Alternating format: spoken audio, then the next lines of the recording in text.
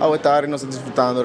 aqui na Caia Restaurant, desfrutando de uma música em vivo que nós temos eigenlijk todos os domingos, de 6 horas e meia para 9 horas da noite, onde você pode sentar, relax, beber bons drinks, bom comida de tipo de latino-caribenho que nós estamos fazendo. A atividade aqui está eigenlijk bastante recente, nós estamos eigenlijk começando de mais ongeveer novembro de ano passado, nós começamos a brainstorming onde nós podemos fazer algo nice, algo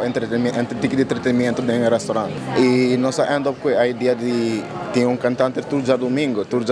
para não fazer algo tanto frequente, mas está algo nice para ter dia para semana. Correto. Você está incluindo que todos os domingos tem um cantante diferente, também nós temos pianista, que também de vez em quando também toca aqui, então você está toda uma pessoa diferente para ter tiki drive novo, para estar tiki mané no bis, para não querer sempre estar riba mesmo persona na mesmo ambiente, para mover tiki também. Não, seguro que o local também seguro que se está incluído, isso aqui dá para tur gente, isso aqui dá para nós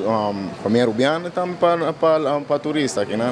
mas que gente está welcome. Seguro que sim, me invita ao pueblo de Aruba para vir passar rato ameno na Caia Restaurant, que na Palm Beach, que nós seguro que sim nos atendemos com todo o gosto do mundo.